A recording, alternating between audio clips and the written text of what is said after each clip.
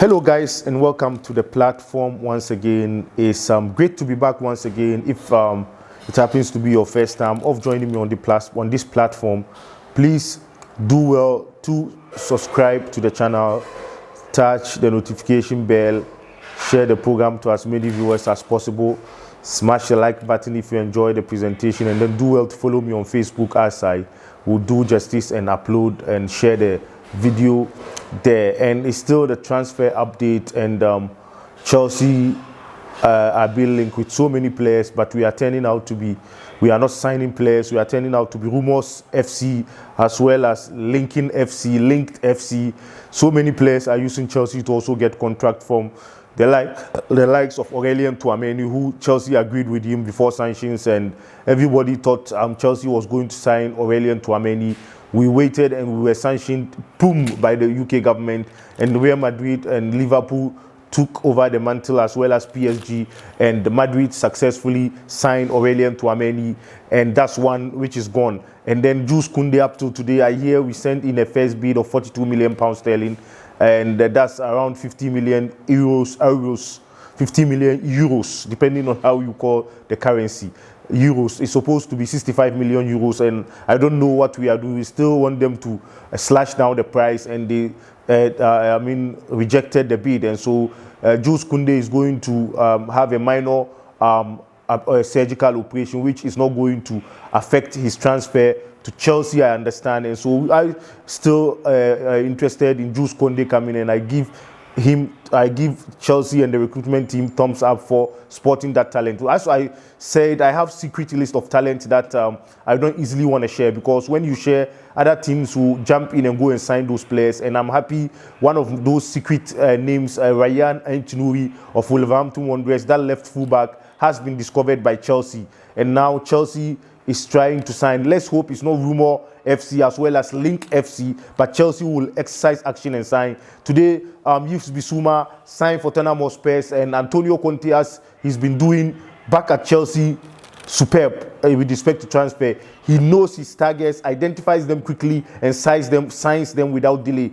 But what do we see with respect to Thomas Tuchel? Though it's not under Roman Abramovich, we understand, under new management, but it's the same tactics, those American ownership that Jogging Club and Antonio Conte are operating, and yet they are signing players, and Thomas Tuchel is not signing players. And I don't want to believe that he doesn't have any targets. Even back during the time that we were sanctioned, I said our recruitment team and scouting team should start work. They shouldn't wait for the sanctions to be lifted.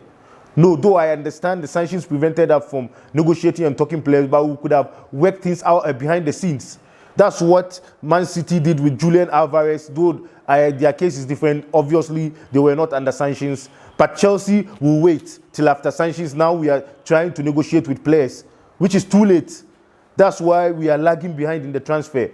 We should have put the blueprint in place. I remember in the lead up to 2014-15 season, when Jose Mourinho was the coach of Chelsea doing his second coming. By this time, the middle of May, Chelsea have concluded about 70% of their signings. Nemanja Matic, Diego Costa, those players, you quite remember them.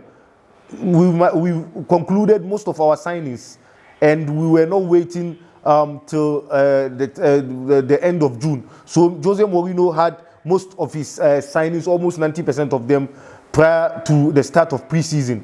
And you see there's chaos now. Thomas Tuchel, I don't know if he doesn't know his targets. If he knows his targets, I don't know the backroom staff. He has so many backroom staff. What are they doing? That's what Liverpool are better than us. Their backroom staff and their scouting team are working. You know, you have to identify the talent, give the information and videos to the coach quickly, so that he settles and tells you, this is what I need, this is what I don't need, so that you work on what he needs. And I don't know what is happening. Jose Mourinho was perfect in terms of transfer at Chelsea under Roman Abramovich. By this time, middle of June, we have concluded 70% of our signings. And this time, we've not signed anybody. We always almost rumors a link with players. Ivan Perisic, we thought was sealed by Chelsea. He went to Antonio Conte, snatched him away. Now Yves Bissouma, though he's not a primary target, I understand Declan Rice may preferably be the primary target. Even that is still being linked and rumors. So we are turning into rumors FC. It's not even definite if he's going to be our target. I understand West Ham United are willing to listen to offers in the region of £75 million sterling.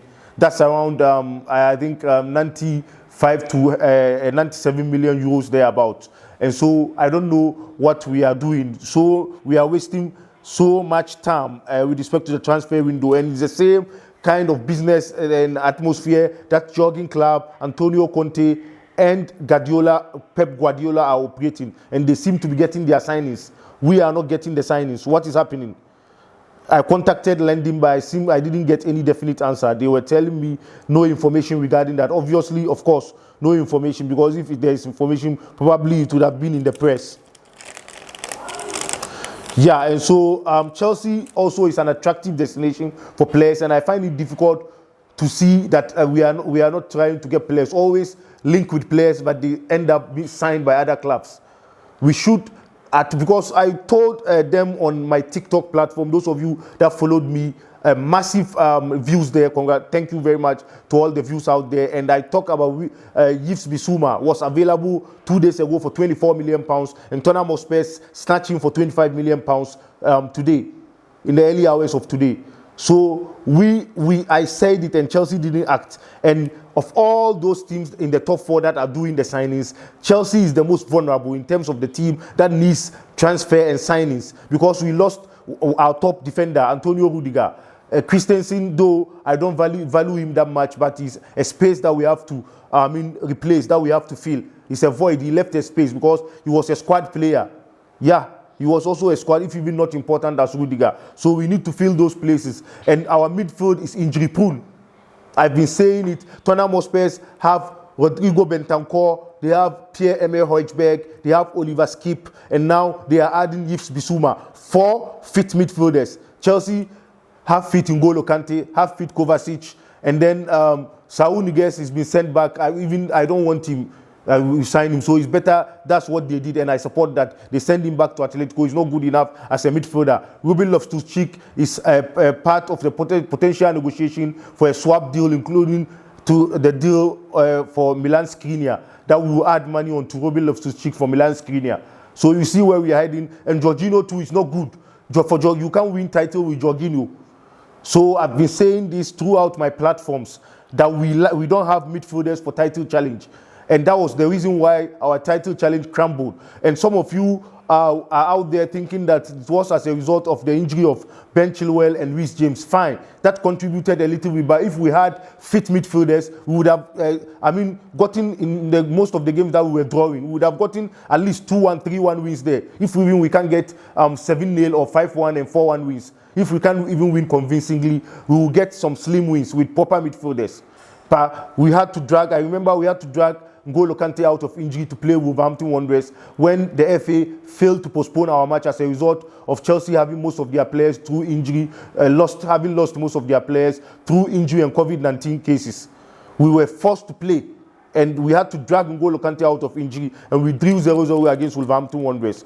You see? So because we didn't... The problem of Kante, as in his a poor performance last season, we also contributed to it. Because if we had reliable backup midfielders, we would have let him recover fully and rest him well enough to battle the season. But we were rushing him out of injuries, and so definitely that was why he didn't give out his best. He was playing with injury, for that matter, and putting out the transfer kitty that we have, the total amount of £200 million sterling. It's in the past, clubs do put out the amount of money that they have.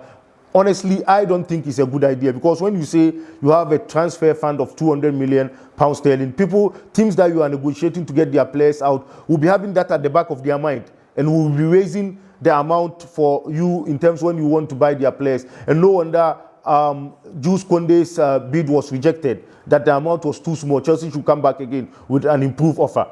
You see, and Liverpool have money, but they don't tell people they are going in the market with £100 million sterling, with 60 million. They are silent and just get the job done with respect to signings. I don't know why we go out there, we have 200 million. No, we should keep quiet and do our signing, because now it's not Abramovich era. We may not be spending like the Abramovich era. I know we will spend, we will buy players, definitely, but we may not be like during the Abramovich era. And so that is why I am against putting out that figure. And Abramovich, you can put out that figure, because when even there is some kind of deficit with respect to transfer, he comes in and dips through his pocket and adds some of the money. That was why during the sale of Chelsea, he had to cancel the 1.6 billion that the club was indebted to. The club was indebted to the tune of $1 billion, and that amount was loaned to the club by Roman Abramovich company, Tottenham. So he had to cancel that loan, if you could quite remember. So Ryan Antonuri is a good signing if Chelsea should go ahead and sign. And let's hope it's not rumors and speculation and links, because we may talk about some players and other teams will go and sign those players. So let's hope Ryan Antonuri, the left fullback for Wolverhampton Wanderers, we will sign him. Let's hope other teams will not steal him away from us again. I'm not saying Bissouma was our primary target, but here is a player we have injury-prone midfielders we can get for 25 million pounds sterling. We let it go.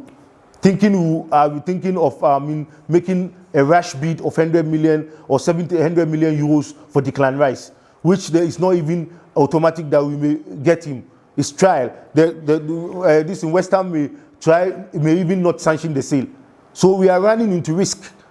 That is because we need signings and we are not signing players.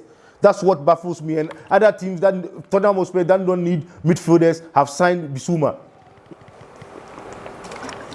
So you see, yeah. So we are doing poor in the transfer market, and Liverpool are quiet, but they are doing the job, as I said. But we are being linked with so many players, and we are not signing. So what is the issue here? We need a better response. We need better response, as I said, because the earlier we start filling our spaces in the squad, the better. Because next season, I don't think Thomas Tuchel will be allowed to give excuses again. Because I understand this is a new era, and Todd Boehly and Clearly Capital may not be those kind of owners that will be sacking coaches.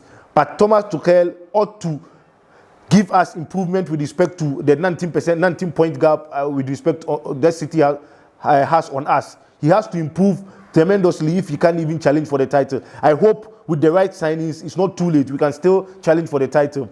That I know Spurs will challenge, judging from their signing, Ivan Perisic, and then Fraser Forster, and then there's one guy, Yves Bissouma today. You see, so they are on course to challenge. And if you underrate Antonio Conte, you underrate him at your own peril. Yeah, he's done it before at Chelsea. When people least expected him to win the league, he won it. So we've got to take things serious at Chelsea. Thank you very much. If it happens to be your first time of joining me on this platform, do well to follow me on Facebook, subscribe to the channel, and then share the program to as many viewers as possible. Thank you very much for joining me. Cheers. I love you wherever you are. Still Blues forever. Bye-bye.